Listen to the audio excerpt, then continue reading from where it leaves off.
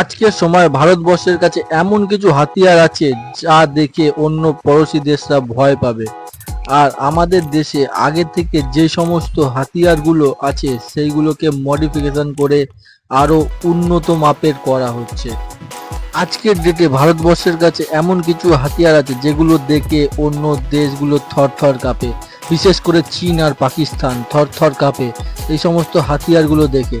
তো চলুন আজকে আপনাদেরকে দেখিয়ে দেবো যে আমাদের কাছে কি কি হাতিয়ার আছে। সব থেকে গুরুত্বপূর্ণ হাতিয়ারের মধ্যে এই হাতিয়ারটি, এটার কোনো আমি নম্বর দেব না, কিন্তু এই হাতিয়ারটি সব থেকে গুরুত্বপূর্ণ। এটি সম্বন্ধে আমি সব থেকে লাস্টে বলবো যে এই হাতিয়ারটি কেন গুরুত্বপূর্ণ, এই হাতিয়ারটির বৈশিষ্ট্য কি এবং কিভাবে এই হাতিয়ারটি কাজ করে। তো চলুন দেখে নেব 10টা হাতিয়ার, এমন 10টা হাতিয়ার যা দিয়ে চীন এবং পাকিস্তানকে হারানো যায়। ভারতের এই সমস্ত অস্ত্রগুলো বড় থেকে বড় যুদ্ধতে জয়লাভ করতে পারে। তো চলুন দেখে নেব খতরনাক এই 10টি হাতিয়ার। 10 নম্বরে আছে অ্যাসল্ট রাইফেল। অ্যাসল্ট রাইফেল একটা উন্নত মানের টেকনোলজির রাইফেল। এই রাইফেলটা উন্নত মানের হওয়ার কারণে এটা তৈরি করে Indo Russia rifle private limited. এই রাইফেলটি আসার পর থেকে নিম্নতমের রাইফেলগুলো ব্যবহার করা বন্ধ হয়ে গিয়েছে। এই রাইফেলটার মাধ্যমে অনেক দূর থেকে দূরে অ্যাটাক করা যেতে পারে। এই রাইফেলগুলোর সিরিজ যদি দেখেন, AK-56, AK-100 আর AK-200 আর AK-201, AK-203। AK-203 লোড করার পরে এর ওজন হয় 4 কেজি থেকে 4.5 কেজি ওপরে। এই রাইফেলগুলো আসার পর থেকে নিম্নতমের রাইফেলগুলো ব্যবহার করা বন্ধ হয়ে গেছে। তো INS ডুবোজাহাজ। INS ডুবোজাহাজ জলের ওপরে 19 কিলোমিটার গতিবেগে ছুটতে পারে। এটি ভারতীয় নৌসেনার একটা খুব শক্তিশালী জাহাজ। এই জলজাহাজটি জলের ওপরে যেমন 19 কিলোমিটার প্রতি ঘন্টায় যেতে পারে, সেরকম জলের নিচে 36 কিলোমিটার প্রতি ঘন্টায় ছুটতে পারে। জলের তলায় এই ডুবোজাহাজটি আরও শক্তিশালী হয়ে ওঠে। এর মধ্যে 28টা টর্পিডো লাগানো আছে এবং মিসাইলও আছে, যেটা হাওয়ার মধ্যেও ফায়ার করতে পারে। KH মিসাইলও এর মধ্যে আছে এবং এর মধ্যে 56টি granite missile and super torpedo লাগানো আছে। এটি চীনের ডুবোজাহাজদের মারতে সক্ষম। তো চলুন দেখে নিই নম্বর 8। এটা INS বিক্রান্ত। এটি হচ্ছে নৌসেনার জন্য একটি গৌরবশালী এয়ারক্রাফট। এই এয়ারক্রাফটটি নৌসেনার জন্য খুব শক্তিশালী একটি এয়ারক্রাফট। এই এয়ারক্রাফটটি 2009 সালে নির্মাণ করা হয় এবং 2022 সালে এটিকে নৌসেনার মধ্যে যুক্ত করা হয়। এটি 860 ফিট লম্বা এবং 2000 ফিট চওড়া। এটি ভারী থেকে অতি ভারী ওজন ওঠানোর জন্য সক্ষম। এর মধ্যে মেক 29, তেজস্বী 3 এবং কামোভ 31 আর আল্ট্রা লাইট হেলিকপ্টার এর মধ্যে রাখা হয়েছে। এটি যুদ্ধের জন্য খুব উপযোগী একটি বাহন, যেটা জলের মধ্যে থেকে শত্রুদেরকে বার করতে পারে। এই এয়ারক্রাফট আর্লি এয়ারক্রাফট রাডারের সঙ্গে লাস করা হয়েছে। এর মধ্যে সব ধরনের হাতিয়ার রাখা হয়েছে। এরপরে যে দুর্ধর্ষ হাতিয়ারটি আছে সেটা হলো number 7, Bhishma tank T-90। Bhishma tank T-90 প্রথমবার রুশের সাথে চুক্তি করা হয়েছিল। 110টি T-90 ট্যাঙ্ক বানানোর অর্ডার দেওয়া হয়েছিল। এর মধ্যে 124টা রুশ থেকে তৈরি আসে আর বাকিগুলো ভারতের মধ্যে তৈরি হয়, যার নাম দেওয়া হয় ভীষ্ম ট্যাঙ্ক। প্রথম 10টা ভীষ্ম ট্যাঙ্ক ভারতীয় সেনায় যুক্ত করা হয়। পরে 2020 সালের শেষের দিকে 1600 ভীষ্ম ট্যাঙ্ক ভারতীয় সেনায় যুক্ত করা হয়েছিল, টার্গেট নেওয়া হয়েছিল। এখন ভারতের কাছে 1000টা ভীষ্ম T-90 ট্যাঙ্ক আছে।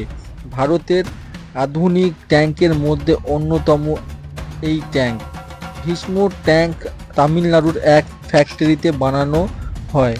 ভীষ্ম ট্যাঙ্ককে আরও আধুনিক বানানোর জন্য রুশের সাথে ফ্রান্সের সাহায্য নেওয়া হয়।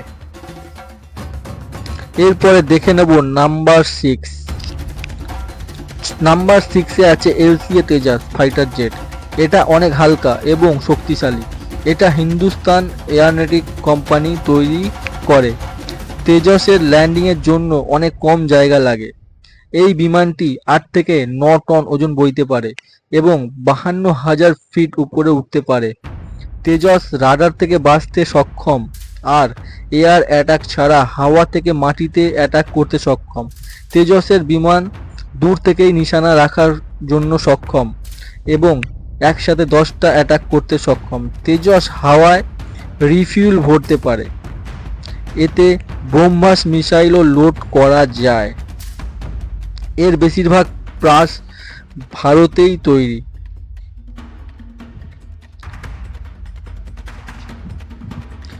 Number 5, fighter jet Rafale. এটা ওড়ানোর জন্য 2 জন পাইলট লাগে। এটা 50 ফুট লম্বা, এর ডানা 35.9 ফুট চওড়া, উচ্চতা 17.6 ফুট আর এর ওজন 10,300 কিলোগ্রাম। এতে 4,400 লিটার ফিউল ভরা যায়। এটা 1900 কিলোমিটার ঘন্টায় উঠতে পারে। এর কম্বাট রেঞ্জ 1800 কিলোমিটার পর্যন্ত। এটা 51,000 ফিট উচ্চতায় উঠতে পারে। এতে 30 মিলিমিটারের 125 রাউন্ড ফায়ার অটো ক্যানেন লাগানো আছে। এছাড়া এটা পরমাণু হাতিয়ার বহন করতে সক্ষম।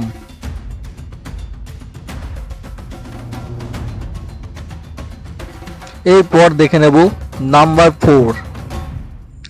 নাম্বার 4-এ আছে পৃথিবী মিসাইল, মৃত্যুর দ্বিতীয় নাম।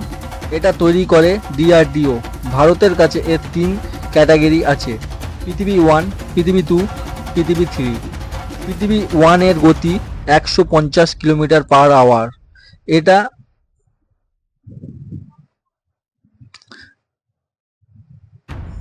500 কিলোগ্রাম হাতিয়ার বহন করতে সক্ষম। আর পৃথিবী 2 এর গতি 350 km পার আওয়ার। এতে 1000 কিলোগ্রাম হাতিয়ার বহন করা যায়। আর পৃথিবী 3-র গতিও 350 কিলোমিটার পার আওয়ার। এর মধ্যে 1300 কিলোগ্রাম হাতিয়ার বহন করা যায়। সরকার এই মিসাইলকে বিশেষ জায়গা দিয়েছেন। এই মিসাইলটিকে আরো উন্নত মানের করা হচ্ছে। এরপর দেখে নেব নাম্বার 3।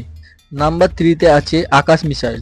এটা মাটি এবং আকাশে 30 কিলোমিটার দূর থেকে অ্যাটাক করতে পারে আর 18,000 উচ্চতায় টার্গেটকেও ধ্বংস করতে পারে। এর মধ্যে ফাইটার জেট ক্রুজ মিসাইলের মতো হাতিয়ার রয়েছে। এই ধরনের মিসাইলকেও ধ্বংস করতে সক্ষম এই মিসাইল। আকাশ থেকে আসা বিপদের সম্মুখীন করতে পারে এই মিসাইলটি। এই মিসাইলটি একটি সুপারসনিক মিসাইল। এই মিসাইলটি অন্য দিশা থেকে আসা রকেট বা মিসাইলগুলোকে ধ্বংস করতে সক্ষম। এর রাডার 64টা মিসাইল বা একসাথে 64টা ফাইটার জেটকে ধ্বংস করতে সক্ষম। এই মিসাইলটি যে কোনো ওয়েদারে কাজ করে। তো এরপর দেখে নেব নাম্বার 2। নাম্বার 2-তে আছে ব্রহ্মোস মিসাইল। ভারতের এই মিসাইল দুনিয়ার সব থেকে খতরনাক মিসাইলের মধ্যে একটা। এই মিসাইলটি একটা সুপারসনিক মিসাইল। এই মিসাইলটা ভারতের 3 রকমের সেনার কাছেই আছে।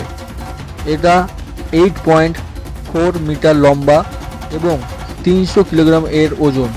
এর গতি 400 থেকে 700 km পার আওয়ার। এর বিশেষত্ব হলো এটা খুব নিচ থেকে উঠতে পারে, যা রাডারের মধ্যে ধরা পড়ে না এবং এর গতি 4,939 কিলোমিটার হতে পারে। এটি নিচে থেকে গিয়ে যে কোনো শত্রুদের বেসকে অ্যাটাক করতে পারে। এরপর দেখে নেব নাম্বার 1। নাম্বার 1-এ আছে অগ্নি মিসাইল 6। এটা একটা ballistic missile. Defence research and development organisation এইটা নির্মাণ করেন। এটা অগ্নি মিসাইলের মধ্যে সব থেকে উন্নত ও খতরনাক মিসাইল। এর গতি 8,000 km থেকে 12,000 km ঘন্টায়, যেটা বাড়িয়ে 16,000 km ঘন্টায় করা যেতে পারে। এর ওজন 55,000 থেকে 70,000-এর মধ্যে। এর মধ্যে উন্নত মানের সার্কিট মেমোরি লাগানো হয়েছে, যেটির মাধ্যমে এটিকে যে কোনো রাডার ট্র্যাক করতে পারবে না। এবার আপনারা দেখছেন আর্মিস পাওয়ার। আর্মিস পাওয়ার বলতে বোঝায় S-400। S-400-এর বৈশিষ্ট্য এবং এর গুরুত্ব, এর কি কি কাজ আছে, এই সমস্ত কিছু কথা বলবো নেক্সট ভিডিওতে। তো ভিডিওটা যদি ভালো লেগে থাকে তাহলে অবশ্যই একটা লাইক দিয়ে চ্যানেলটিকে সাবস্ক্রাইব করবেন।